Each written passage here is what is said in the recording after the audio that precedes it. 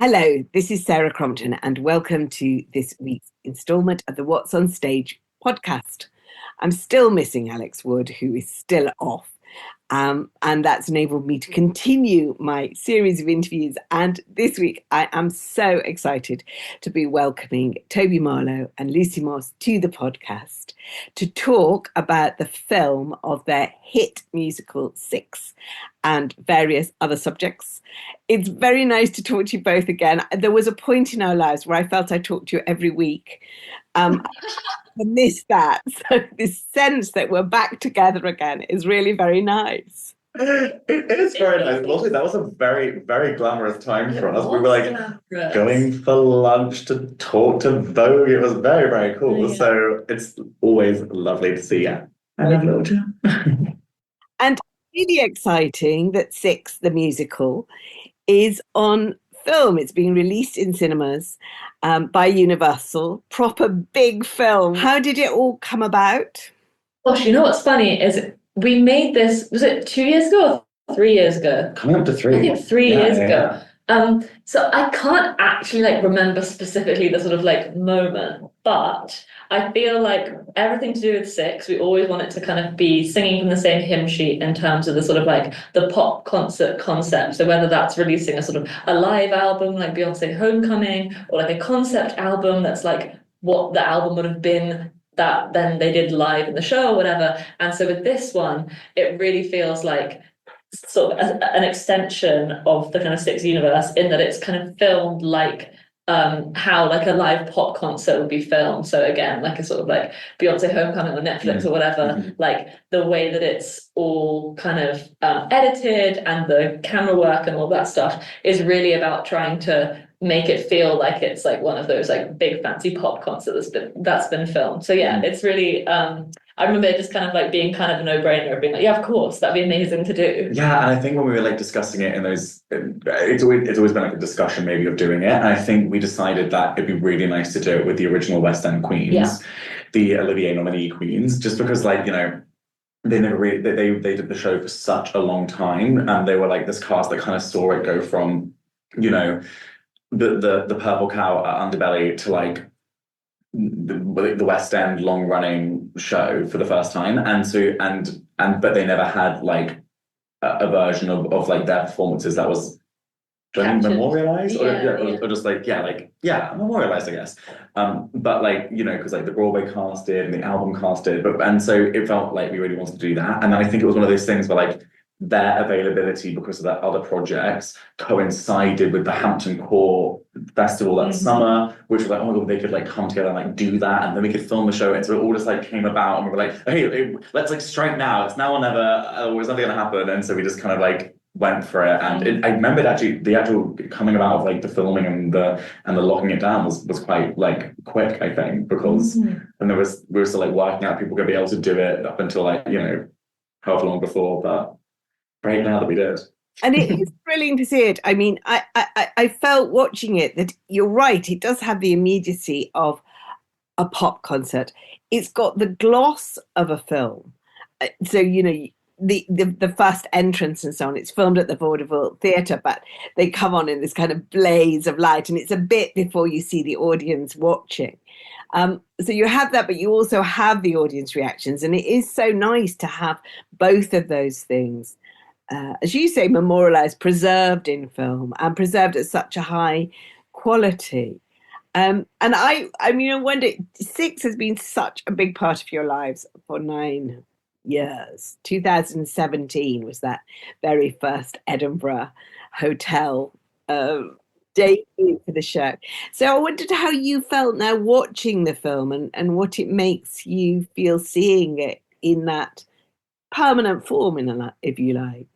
I feel something that we have both felt from doing this film process is as theatre kids through and through, actually working really, really hard on the rehearsing, the filming, and then the editing and the sound editing of something, and then locking it is actually such a relieving feeling. And actually watching something be wait, because when I hear that like harpsichord intro, like even though it's like 100 years into six, no matter where I am in the world watching it, my body will still be like riddled with anxiety for those like few minutes at the start of the show, being like, oh my god, what could go, what could it's gonna be like everyone's gonna realise that actually this is terrible and we're idiots. Yeah, someone's gonna fall over, break their leg, like, gonna happen, a guitar is going to explode. It's like, you know what I mean? And then like, but actually like watching this film, you're like, oh, it's already done. and we've chosen it to be exactly the way we wanted it to be. What a relief. We can just sit back and enjoy it. Yeah. So it's a really nice way for us to enjoy the show, I think, because it's like, not that things do go wrong. Usually the experience of watching is just us being like anxious little geese, and then we watch it, we're like, oh wow, these people are so good. This is so fun. But it's like guaranteed when you're watching the film that, you know, it'll be fine. And do you notice things that you haven't seen before? Or is it so familiar that it can't sneak up on you? I guess so with the film itself, like because we were really really involved in the editing process, I feel like in terms of watching the film, in terms of like nuances, I feel pretty familiar with it. But I do find myself, because I don't watch Six all the time these days, unlike back in the day when I was just like constantly watching it.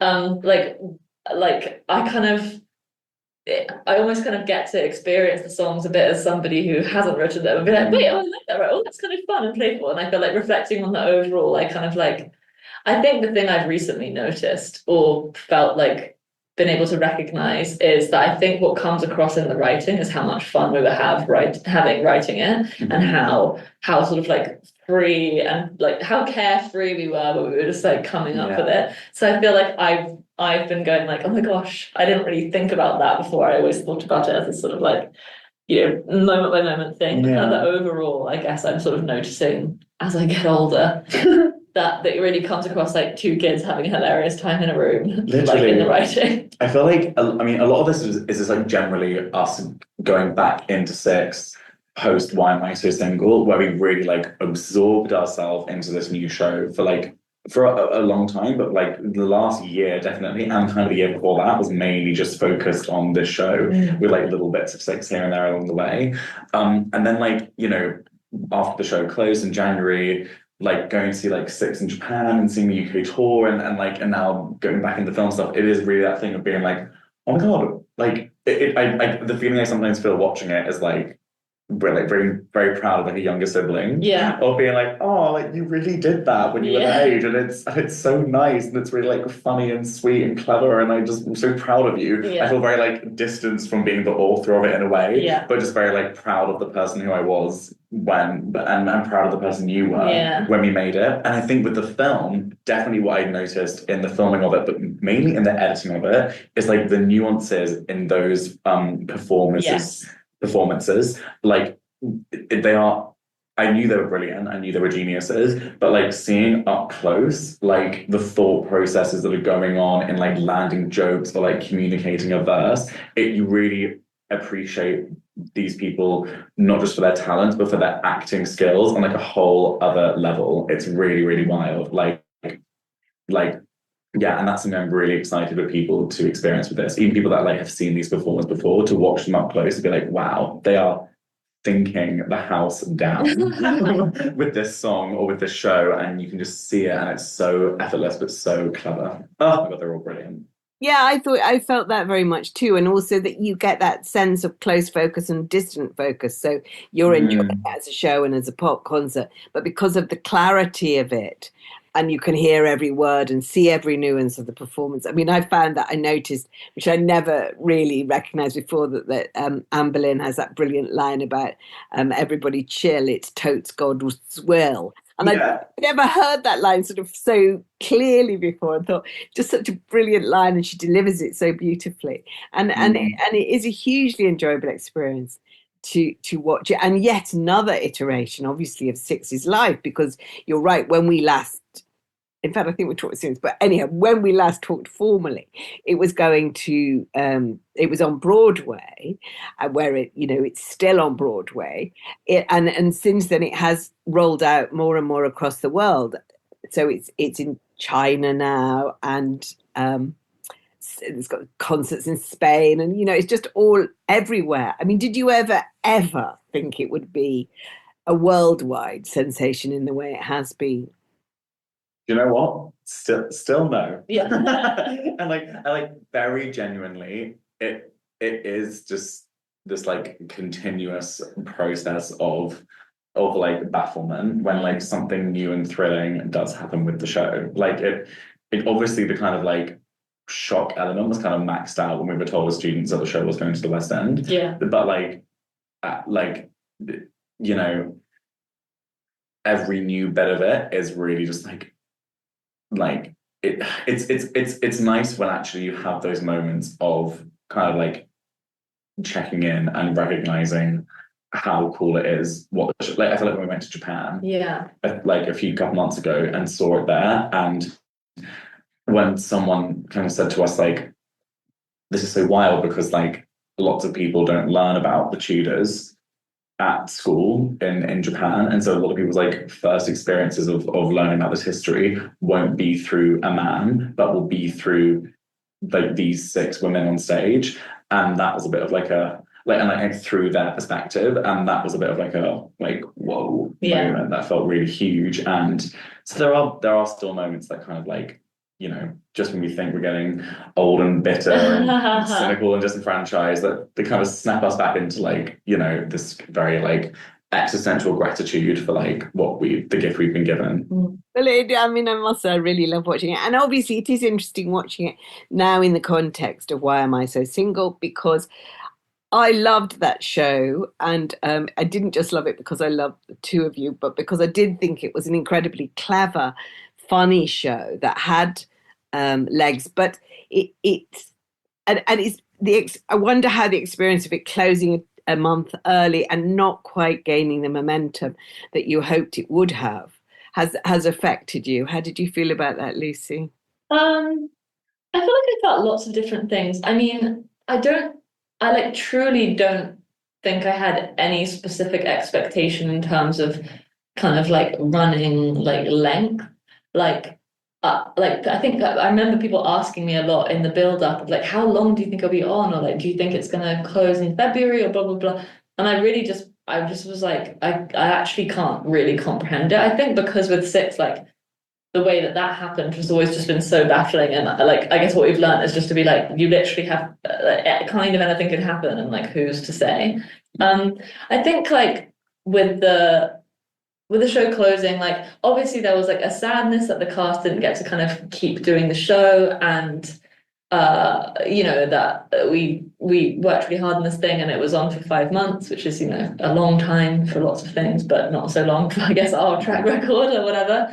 But I think the main thing that I felt was just like kind of relief from having done another show, and kind of never again having to worry about like specifically following up 6, or am I ever going to be able to make anything new? Like, I don't know, I feel like that was kind of the main thing. And also just like gratitude for the experience and the album. I think it's really like, much like with the 6 capture, like it's really amazing to have like a record of that work, and also a record that I'm so uncomplicatedly proud of. And I think that it is just it's really cool that like that cast's that all of those amazing actors' performances are sort of like memorialized in this thing that also I feel like really does justice to the writing. Yeah. I mean, obviously it's interesting, Why Am I So Single? Because it was a pressure on you of trying to write a musical to follow the success of 6.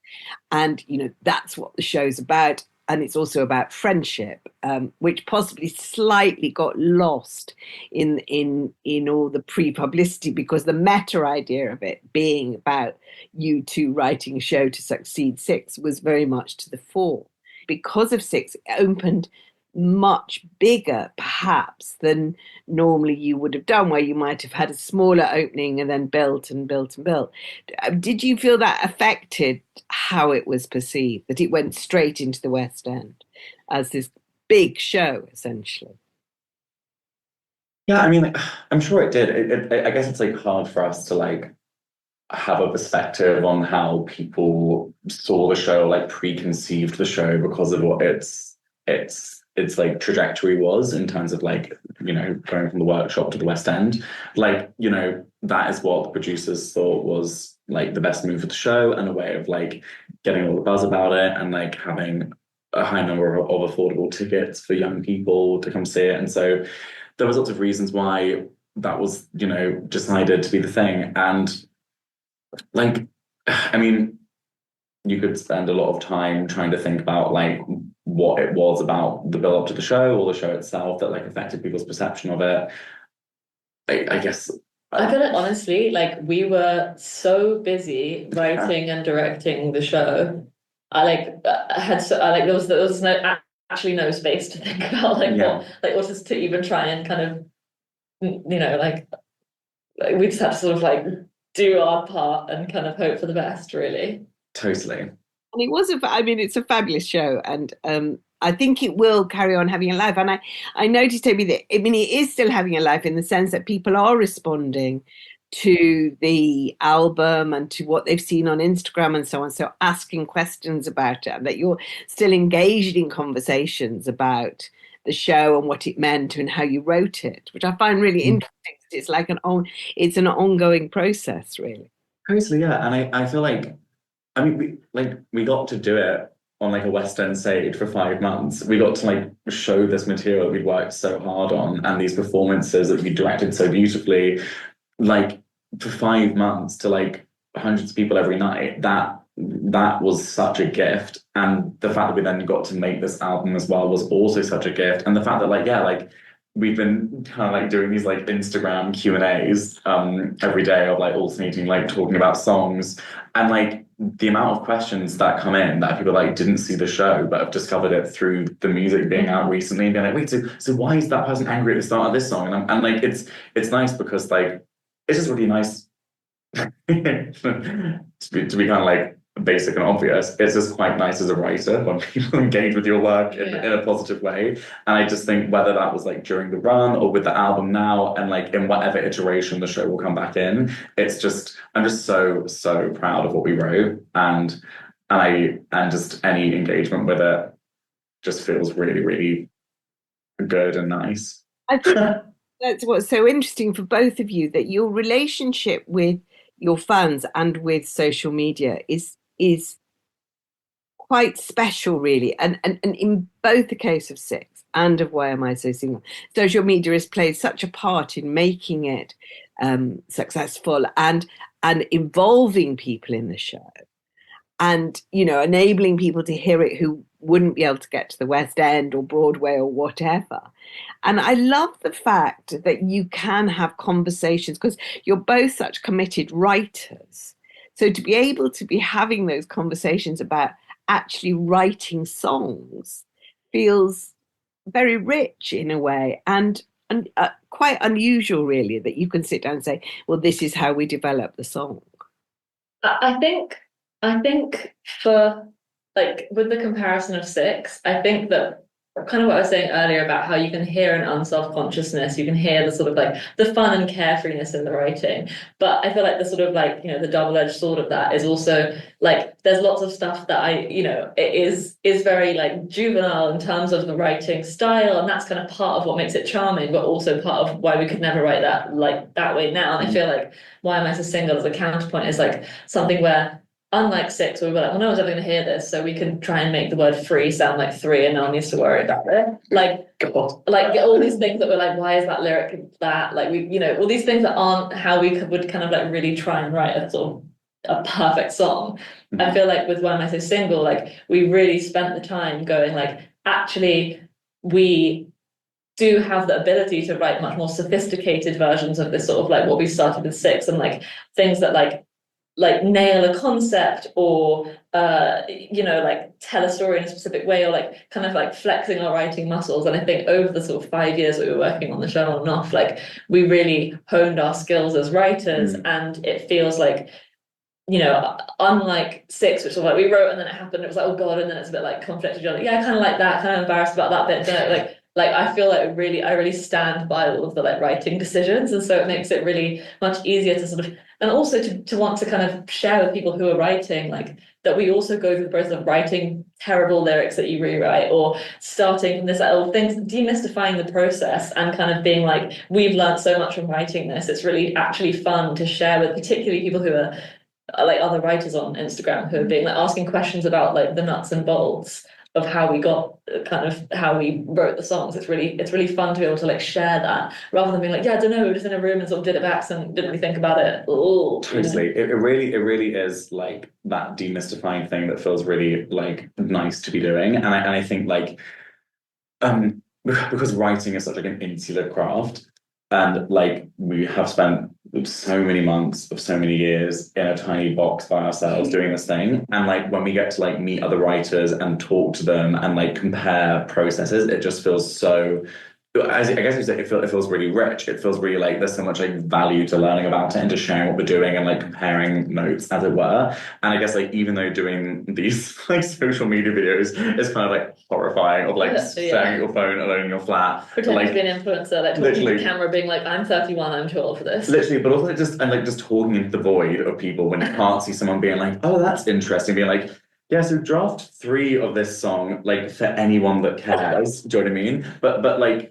we, you know, I've had people messaging, replying to these stories these past couple weeks, being like, oh my God, as a writer, this is really interesting to like hear about your drafts and hear about what led to the changes between them. And it makes me think even like, you know, this past week really talking a lot about the Six journey and reflecting a lot of it. And like one of the earliest memories I have of Six was when we had done the Edinburgh Fringe the first time, and then Andy and Wendy Barnes invited us to their office in Leicester Square or FSM, and basically just like we're like, hey, so like we really love the show, and we were like, yeah, wait, so what's a producer? And they basically spent like 2 hours talking us through like the entire model of like commercial theatre and what producers are and what royalties are and la. And even though it's very like different, it was just very like, as Lucy says, like demystifying. I just think there's a lot of like value in any kind of like, so, you know, attempt to like demystify theatre, creativity, the art form, the industry. And so it that's one of the main like barriers to entry, right? Just like not knowing where to begin or how it works. Yeah. And I think we can do to like be like, this is how this works. And also to be like, haha, this was really bad for a while. And now we're really proud of it. Literally, this is why it took 18 months to write this one fucking song. Oh my God, can I swear? Is that okay? It's a podcast. Yeah, fuck's sake, yeah. But like that's why it took 18 months to like write a chorus of Disco Ball. Do you know what I mean? And it's like it's I think it's therapeutic for us to like bore people with it, but also hopefully it's like reassuring to anyone that's a writer at any kind of like level of whatever to be like, oh yeah, like we all have writer's block, we all come up against failure and we power through. Yeah, and I think that, I mean, I remember, again, it's something we've talked about over the years, of that idea that of giving back, of saying to young people who might be interested in coming into the industry, these are the things that can happen, these are the things that can help. And that does feel a very dynamic way, really, of giving back, of directly engaging. It's like the positive side of social media. And it's like, you know, I spend a lot of time watching weird dance videos, and it's the same thing of just allowing that deep dive into an aspect of the arts that you might be interested in, which does feel like, you know, a really positive side of social media at a time when a lot of it is not so positive and is putting different pressures on people, I think. Yeah, and also like, and you know, don't get me wrong, like before we like anoint ourselves, we're also doing it because we want to direct people to the album. We're like proud of what we've made. We want people to hear it. So if we like talk about it enough on social media, it will lead people to do it. But so there is that aspect of all of this as well, and before we just, you know, we're like, we're so like benevolent. We're so benevolent. And the reason we spend 5 hours every night talking about a song that we wrote is just to help the industry. Give back. It's like we want people to listen to the song. We're like, we worked really hard, please listen to it. So what do you do when you're not bigging yourself up? What? Nothing. Asleep. That's all we do. Have you got other irons in the fire that are coming up? Yeah, we're currently writing the songs for an animated film called Bad Fairies, which is really fun and really exciting to be like involved in a kind of different kind of process and seeing how like all the various different kind of departments sort of slowly chip away at and kind of do sort of sketches of the movie until it becomes a thing. And it's like, it's really nice to be involved in the kind of writing process, but also not be like solely responsible for all of the writing and story and everything. Like we're just doing the songs, and it means that we can kind of like collaborate with the screenwriters and the director and the sort of the music production people, and like you know, talk about the kind of like the broad ideas, but it'd be like a real shared responsibility. And yeah, it's so fun to like see how like kind of be involved in another writing process that isn't our kind of one that we've invented on our own in a room. Yeah, totally. It's really nice having like been in this all-consuming why am I so single journey of like one show to now like be in a period of creatives where we have our fingers in lots of there's like that was like working on the album, that was working on the Bad Fairies songwriting, there's promoting the 6th film, and you know it's little things as well. Yeah, it's nice to kind of have a bit of like stretching room. And yeah, and yes, a few things we can't talk about, of course, but maybe everyone will learn about soon, who knows. In terms of moving forward, the other thing that strikes me as interesting is that both Six and Why Am I So Single landed in a slightly different environment for musical theatre than we're now in. I mean, it struck me very much watching Six again, how much it has got of the Me Too feeling to it, you know, because it was very much kind of propelled by that. And that moment where the audience always gasps about when Catherine Howard talks about men getting you into a room pretending to give you a job. I mean, it happens on the live recording. It happens every time you see it in the theatre. How do you feel about the shows sort of landing in an environment where a lot of those subjects, you know, to put it politely, Me Too, trans rights and so on, are under a different kind of debate, that they're under pressure in a way I don't think they were in 2017, or even with Why Am I So Single when you started writing that 5 years ago? It's such a huge question. Yeah. I feel like with the sort of Me Too feeling of Six and the kind of like that idea that what I feel like really inspired that was a sort of underlying like, I don't know, like I guess an anger at the way that the world is. And even though it kind of is all through this sort of like joyful like imagination of what the world could be, I feel like what underlies all of that is a kind of like a fire at the sort of like the injustice in the world. So in some ways I kind of feel like it a couple of years ago I was a bit like, oh God, I feel like it's sort of not really, maybe the conversation's moved on, and actually it's quite devastating that I feel like we're kind of back in a place where like that conversation hasn't moved on, and there's essentially a sort of Henry VIII figure running America again. And it's just sort of like, I don't know, it kind of is, in some ways I feel like it's like, oh, what a shame that it actually hasn't, like, it actually kind of does, I still have that same kind of underlying sort of fury.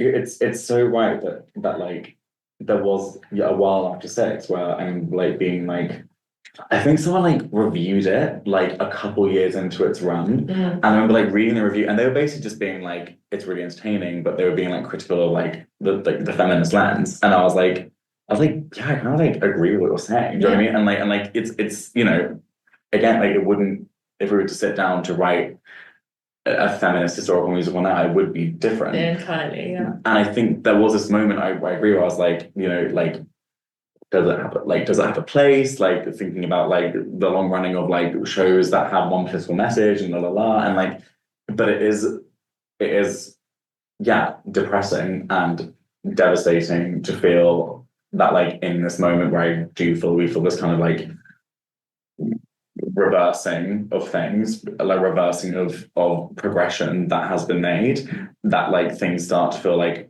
relevant, and we start to see stories in the news again that chime with what was written 8 years ago during like a movement that we kind of thought was going to rectify things or be the start of a period of rectification, which of course it was in so many ways. But I think just in this kind of like global moment of fear and horror of what's to come, it is it's not a nice feeling that that show still has relevance. Do you know what I mean? But it does, and I mean, it is also, so it's great quality is that it is also joyful. And watching it again, you realise that that very simple thing that you said right at the start, that it was just about writing parts for women, that is such, remains so important, really, that that's the other thing that everybody needs to keep asserting, that you do need parts for a diverse range of performers, and just to allow that sense of breadth, really, into theatre. That feels like an assertion of something as well. And that was true, of course, with Why Am I So Single, where you had trans and non-binary performers, and indeed in Legally Blonde, Lucy, which you directed, just that sense of, richness, really. It was a really crazy experience of like really being like head down, working on Why Am I So Single in the writing room, in the rehearsal room, in the theatre during tech, like, and I just remember like during like previews and during those shows of like the kind of like and like the simultaneous thing that was it was really just very like jarring and like disassociating to be like seeing like the news headlines that would like come through my phone every day of some new like horrific like assault on trans rights and the humanity of trans people in some kind of interview press outlet thing, and then watching the show where there were like non-binary performers on stage looking amazing and being so celebrated with this like lead role where like it's like this gender questioning character who's like talking about it and then is like being like applauded and like loved by this entire room of people. And I think that kind of disjunct, what it was weird. Do you know what I mean? And like looking back on it now and seeing where we are even now, we're like literally like every day like all like trans people across the US, be they like inclusive of like A-list celebrity trans people, are having like their new IDs sent back to them with their like assigned sex of birth reprinted on them, and it's like obviously super fucking dystopian and terrifying, and like oh, but like literally 2 months ago we had a trans story on the West End, which the audience were coming, and it's like it's really it's very jarring to try and like hold space, as it were, for those two things at the same time. But and it just it makes me even more grateful that we got to do it, like supremely so. And sorry, what were you going to say, Sarah? I think that's good. I mean, it is good that it was there, and in the same way, I mean, it feels a good moment that Six comes out and does, as a film, which will find a new audience, and another group of women seeing it, and puts the conversation into the context of entertainment. I think that's always the brilliant thing, that it's just that, that's why I go to the theatre, that's why I go to musicals. It's because you want the conversations to happen, but people to realise that they're not just something off on the side. They are something that can be part of a mainstream entertainment. And you can assert yourself in a very sassy green dress at some levels, that it's not all serious debate and fighting back. It is part of the mainstream conversation. Totally, yeah. What do you hope that people will feel when they go to the cinemas to see Six? What do you hope they're going to take out of it all these years on? Yeah, I really hope that people are going to leave feeling uplifted and hopeful about the state of the world. Mm-hmm. And I also feel like specifically with the cinema audience, I really hope they feel like almost like they've been in the room with these performers and had the kind of full experience. I feel like the way that it's edited, the way that it's been shot is like all to make it feel as kind of like joyful and uproarious as a pop concert. So I really hope that people feel like they've had an amazing night at a concert and also feel this kind of sense of like optimism and uplift and I guess like empowerment is the term. Yeah.